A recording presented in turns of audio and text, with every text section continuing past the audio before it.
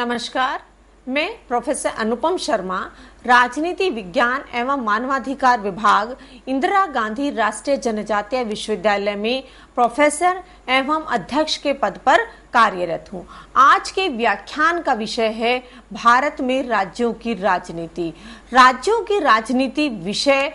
भारत के विश्वविद्यालयों में, महाविद्यालयों में पढ़ाया जाने वाला एक महत्वपूर्ण विषय है तथा राजनीति में रुचि रखने वालों के लिए भी यह एक सारगर्भित विषय है। भारत में राज्यों की राजनीति का स्वरूप स्वतंत्रता के पश्चात से निरंतर परिवर्तित होता रहा है। राज्यों की राजनीति को किसी सीमा में बांध लेना, किसी काल में बांध लेना, किसी सीमित दायरे में बांध लेना निश्चित रूप से एक कठिन कार्य है। इसलिए समय काल परिस्थितियों के अनुसार राज्यों की राजनीति का विश्लेषण करना इस दृष्टिकोण से महत्वपूर्ण हो जाता है। स्वतंत्रता के पश्चात से जो 2 दशक की राजनीति भारत में रही है, वह उसने राज्यों की राजनीति को भी प्रभावित किया है। 2 दशक भारत में एक ऐसी व्यवस्था थी जहां पर कि केंद्र एवं राज्य में कांग्रेस पार्टी का आधिपत्य था।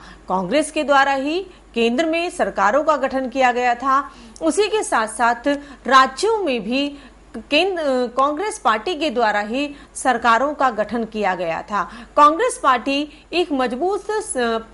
पार्टी के रूप में देश में कार्य कर रही थी और दूसरे शब्दों में कहें तो कांग्रेस का आधिपत्य था, एकाधिकार था भारतीय राजनीति में। उस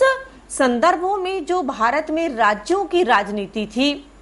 वह राजनीति बहुत मुखर रूप नहीं ले पा रही थी। केंद्र एवं राज्य एक दूसरे के साथ समन्वय करते हुए कार्य कर रहे थे और राज्यों के द्वारा जो भी समय समय पर आवश्यकताएं, उनकी मांगे, जो भी उनके कार्य होते थे, केंद्र सरकार के द्वारा एक ही दल की सरकार होने के कारण उनको समय समय पर उनका निराकरण किया जाता था और अगर आवश्यकताएं होती थी तो उनका यथासंभव पूरा किया जाता था। दूसरे दृष्टिकोण से इस समय पर राज्यों की राजनीति का विश्लेषण करें अध्ययन के दृष्टिकोण से, तो राज्यों की राजनीति अध्ययन विषय जो हमारे एकेडमिशियन थे उनके द्वारा, शोधार्थियों के द्वारा बहुत कम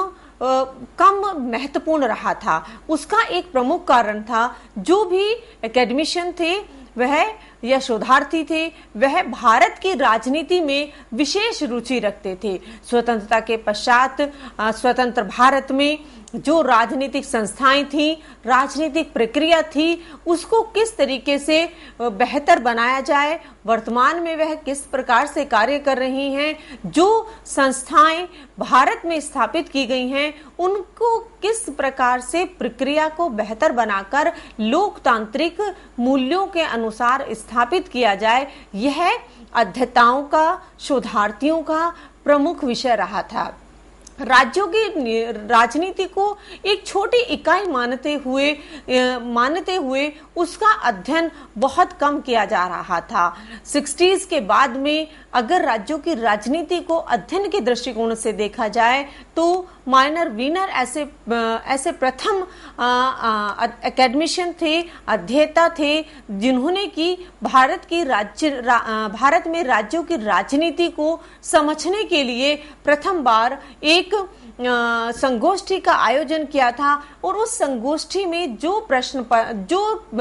शोध पत्र प्रस्तुत किए गए थे, उनको बाद में एशियन सर्वे में उनका प्रकाशन कराया गया था। इसी क्रम में दूसरा संगोष्ठी कराई गई थी और उसमें राज्यों से संबंधित जो भी दृष्टिकोण थे, जिन शोध पत्रों का प्रस्तुतिकरण किया गया था, उनको भी एक पुस्तक में एडिटेड वॉल्यूम में प्रकाशित कराया गया था। इसी क्रम में, अध्ययन के क्रम में, दूसरे में डॉक्टर इकबाल नारायण ने जो भारत की राजनीति थी उस पर आधारित एक पुस्तक का प्रकाशन कराया और उसमें लगभग भारत के अधिकतर जो राज्य थे उनको कवर करते हुए उनमें जो राजनीति थी उस पर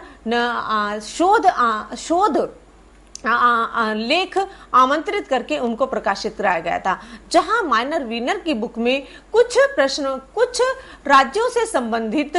शोध पत्रों को लिया गया था। वहीं इकबाल नारायण की पुस्तक में भारत के लगभग अधिकतर राज्यों को इसमें कवर किया गया था। इसी क्रम में धीरे धीरे राज्यों की राजनीति के ऊपर शोध ग्रंथ तथा शोध पत्र और पुस्तकों का प्रकाशन का एक क्रम आरंभ हुआ। लेकिन आरंभिक दौर में यह अध्ययन की इकाई के रूप में एक नगण्य विषय रहा था। तो अध्ययन के दृष्टिकोण से भी देखें तो प्रथम 2 दशक भारत की राजनीति के लिए कम महत्वपूर्ण रहे थे, या हम कहें कि राष्ट्रीय स्तर की राजनीति को अधिक स्थान प्रदान किया गया था। भारतीय संविधान के द्वारा भारत में संघात्मक शासन व्यवस्था को अपनाया गया है। संघात्मक शासन व्यवस्था के अंतर्गत भारत में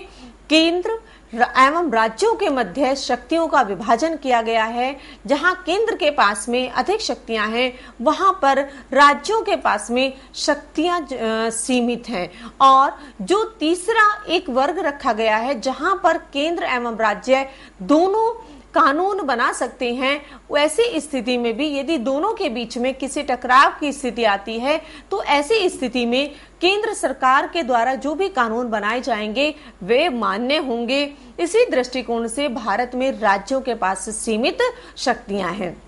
इस संघात्मक व्यवस्था का जो विशेष कारण रहा है वह है कि भारत में स्वतंत्रता के समय जो परिस्थितियां थीं, उन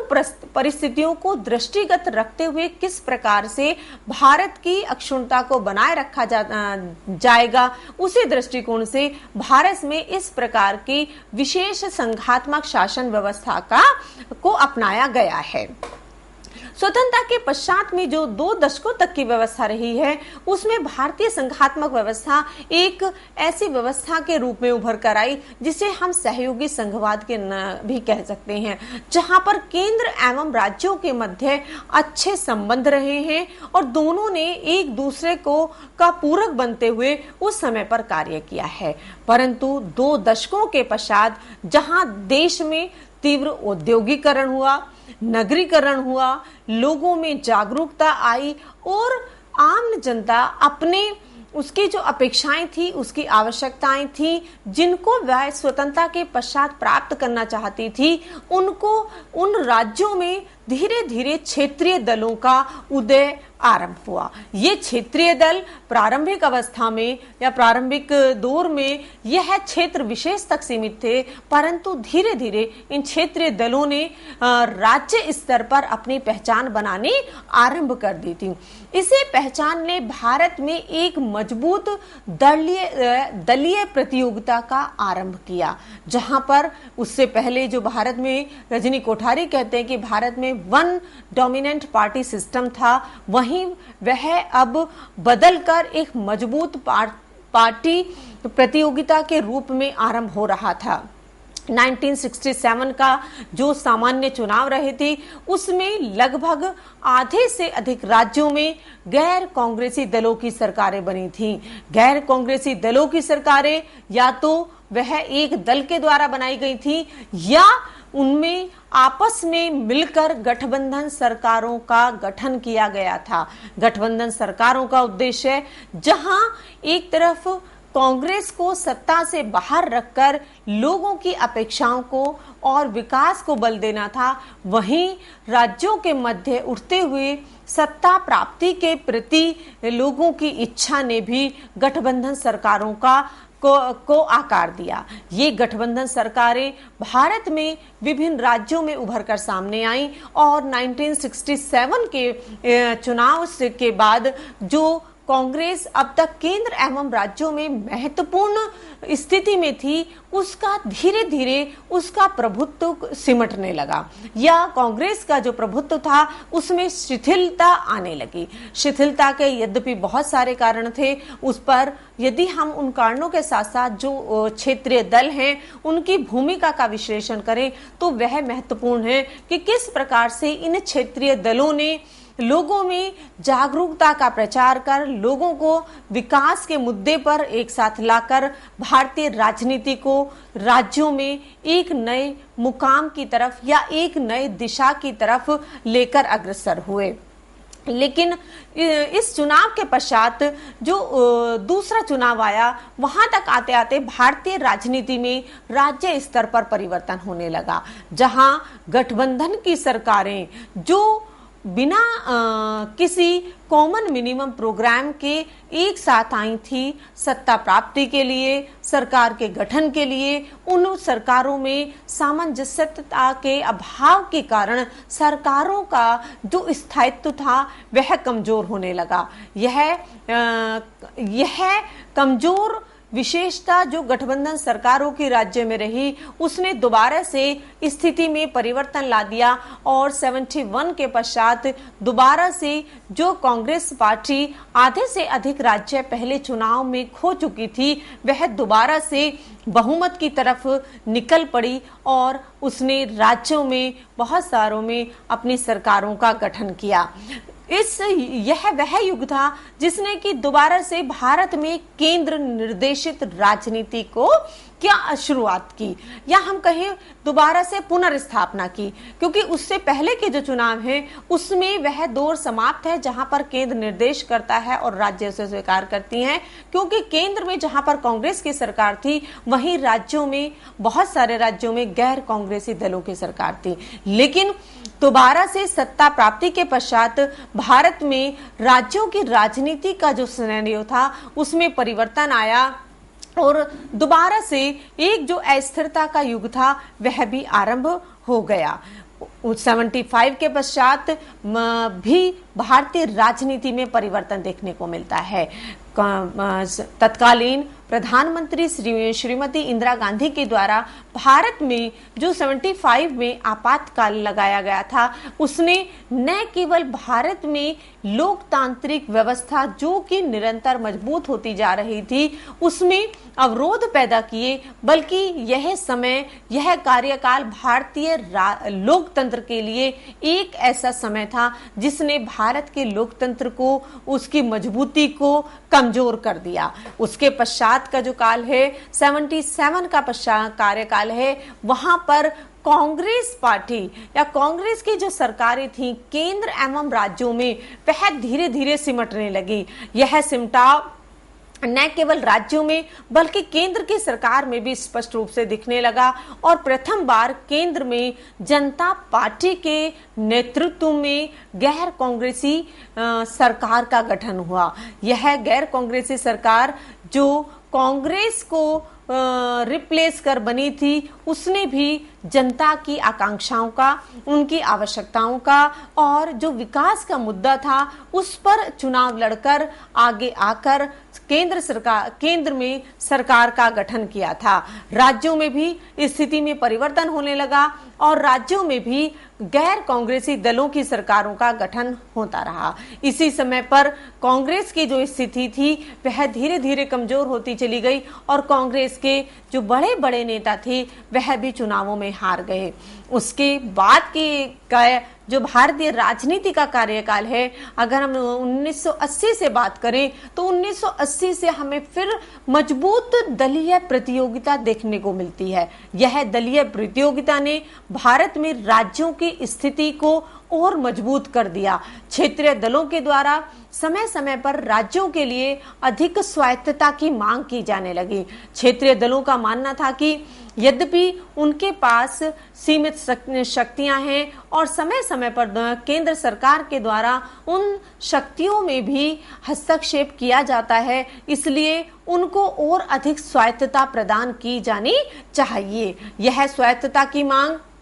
निरंतर भारत के अधिकतर राज्यों से आने लगी। इसमें विभिन्न क्षेत्रों से ये मांग थी कि राज्यों को अधिक से अधिक और शक्तियां प्रदान की जाएं, जिससे कि वह अपने राज्य विशेष के लिए विशेष नीतियों का निर्माण कर राज्यों को गति प्रदान कर सके तथा भारत में संघात्मक व्यवस्था को व्यवहार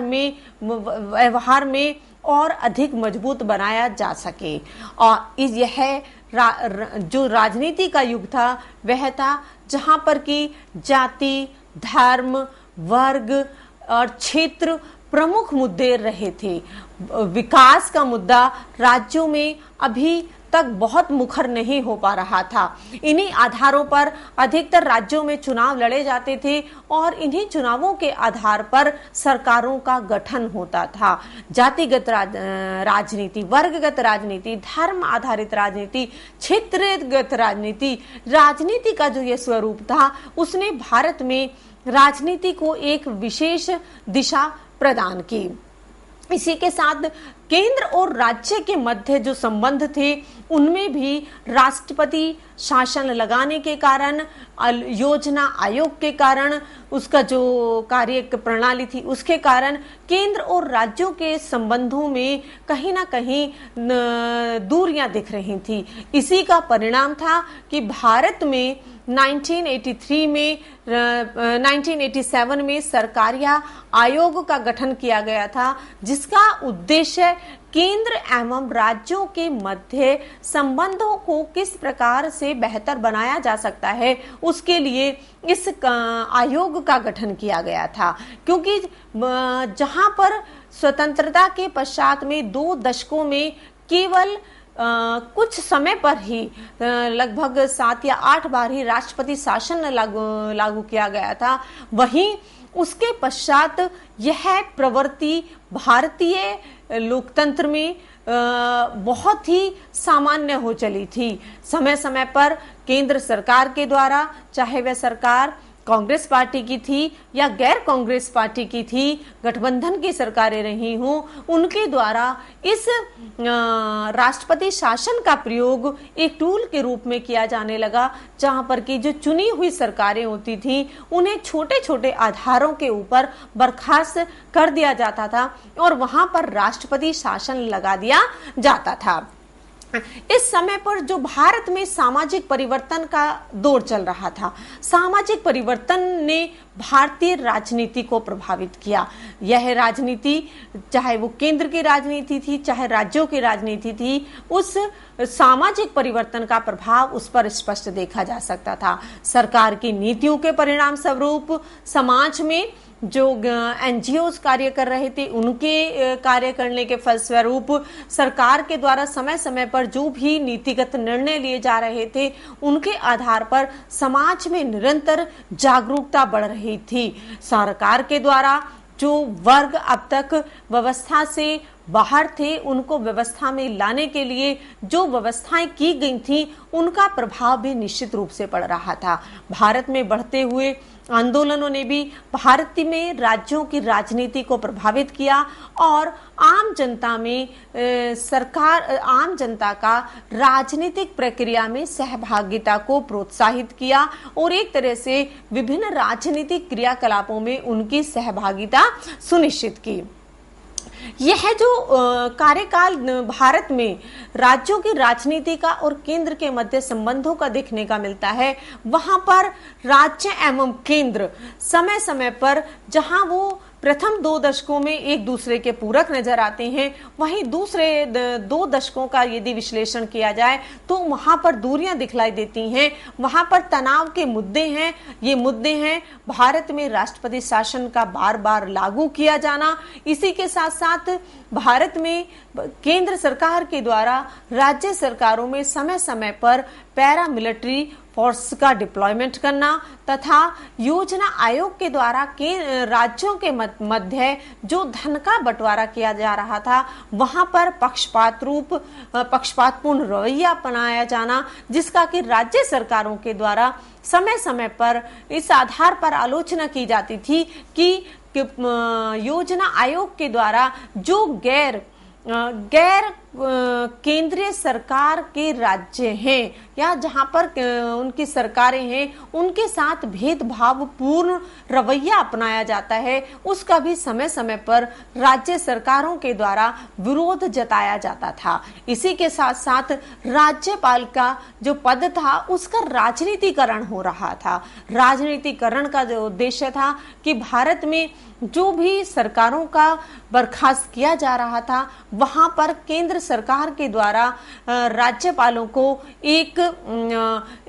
मीडिएटर के रूप में प्रयोग करके वहां पर सरकारों का बर्खास्त किया जाना। इसलिए राज्य सरकारों के द्वारा केंद्र सरकार के ऊपर यह भी आरोप लगाए जाते थे कि राज्यपाल के जो पद है उसका प्रयोग केंद्र सरकार के द्वारा अपने पक्ष में किया जा रहा है। यह युग है जहां पर कि सरकारों का, चाहे वो कांग्रेस की सरकार रही है, चाहे वह गैर कांग्रेसी सरकारें रही हैं, जनता पार्टी की सरकार रही है, या उसके पश्चात वह भारतीय जनता पार्टी की सरकार रही है, उनके द्वारा जो प्रमुख उद्देश्य रहे या जो प्रमुख एजेंडा थे, प्रमुख कार्य प्रणाली थी, कार्य करने का आधार था, वह आधार प्रमुख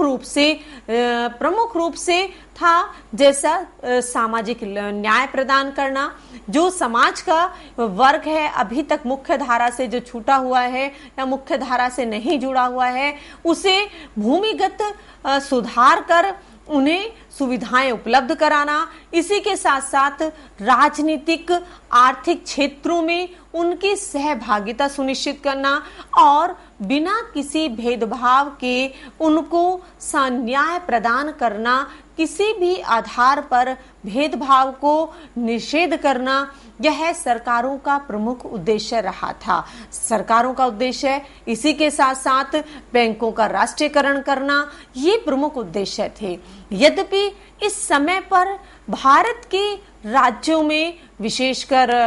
जो हमारे नॉर्थ ईस्ट के राज्य थे या साउथ के राज्य थे या नॉर्थ के भी राज्य थे, जहां पर अलगाववाद की भावना जन्म ले रही थी, उस भावना को सरकारों के द्वारा समय समय पर संवैधानिक माध्यमों से या संवैधानिक जो मैकेनिज्म भारत में है उसके माध्यम से उन समस्याओं को दूर कर, उनकी जो अलगाववाद की भावना थी उसको दूर कर उनको मुख्य धारा से संविधान के अंतर्गत उनको जोड़ा जा रहा था।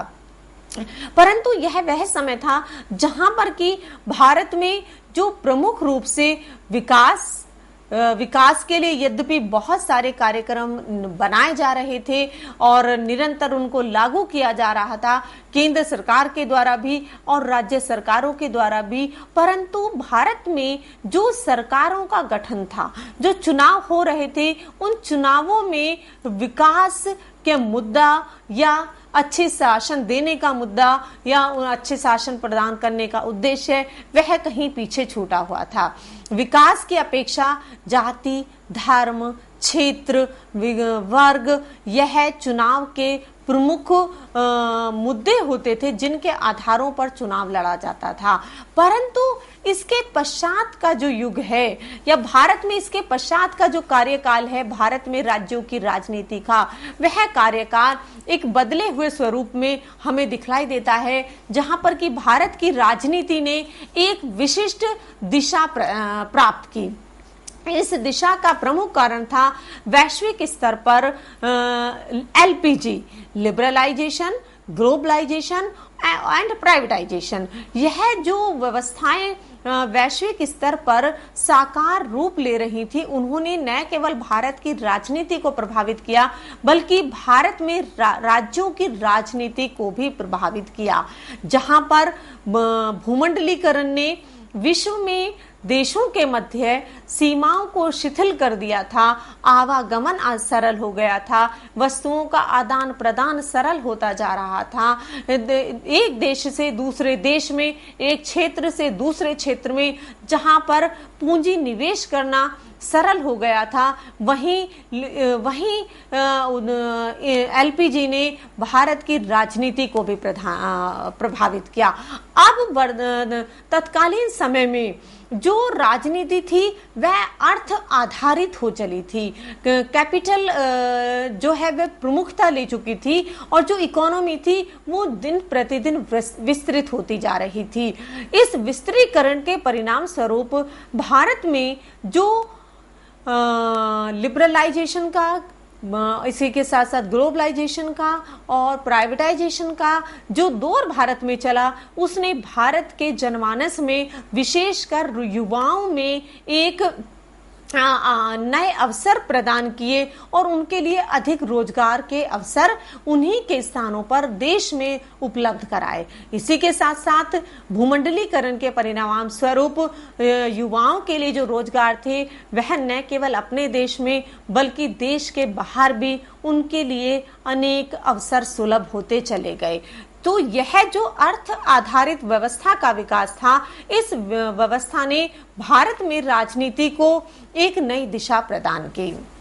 यहाँ पर केंद्र एवं राज्यों के मध्य एक ऐसी स्थिति देखने को मिलती है जहां पर कि जो स्थिति है उसमें दोनों के मध्य समन्वय पाया जाता है। यह समन्वय है जहां पर कि जो केंद्र सरकार के द्वारा नीतियों का निर्माण किया गया, उन नीतियों का क्रियान्वयन सरकार के द्वारा, राज्य सरकारों के द्वारा